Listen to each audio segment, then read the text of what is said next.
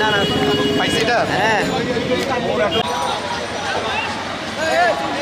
এক সপ্তাহের মধ্যে ইনশাল্লাহ দেখতে পাবেন কোনো ব্যানার থাকবে না, কোনো বিলবোর্ডে কারোর নামে কোনো কিছু থাকলে ওটা থাকবে না।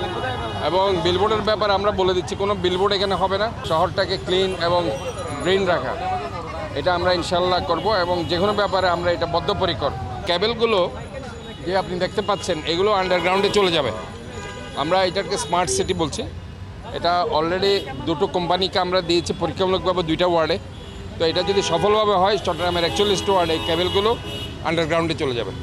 তখন আসলে এই তারের জালি এগুলো আর দেখা যাবে না। আমি আসলে চেষ্টা করছি যে এদেরকে বলার জন্য যে আমি নিজের ব্যানার নিজে ছিঁড়ছি, কাজে অন্য অন্য যেসব নেতা আছে তারা যাতে মনে কোনো দুঃখ না পায় যে তাদের ব্যানার আমরা খুলে ফেলছি। যেহেতু আমি আমার নিজের ব্যানারেই ছিঁড়ছি, কাজে অন্যদের ব্যানার অবশ্যই খুলে ফেলা হবে। এবং আমি চাইবো যে যার যার ব্যানার যারা লাগিয়েছে তারা যদি নিজেরা খুলতে পারে তাহলে আরও খুবই ভালো।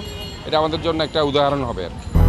200-র বেশি সার্ভিস ও ফিচারে লেনদেনের সব বিকাশ অ্যাপে সম্ভব।